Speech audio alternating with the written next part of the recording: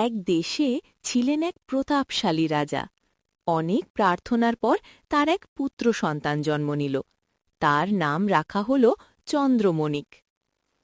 রাজদরবারে রাজা চিন্তিত হয়ে বসে আছেন। পাশে রাজজ্যোতিষী গণক পুঁথি খুলে হিসাব করছেন। এক কোণে দোলনায় ঘুমাচ্ছে ছোট্ট রাজপুত্র। গণকমশাই, অনেক সাধনার পর রাজ্যে রাজপুত্র এসেছে। ওর ভাগ্যফল কি বলছে? মহারাজ, রাজপুত্রের আয়ু মাত্র 12 বছর। 12 বছর পূর্ণ হলেই সে এক গভীর মরণ নিদ্রায় আচ্ছন্ন হবে। এ কি? এর কি কোনো প্রতিকার নেই? আছে মহারাজ।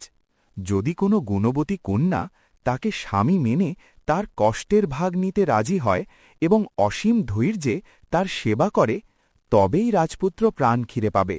ঠিক তখনই এগিয়ে এলো এক তরুণী। তার নাম মালঞ্চমালা। মহারাজ,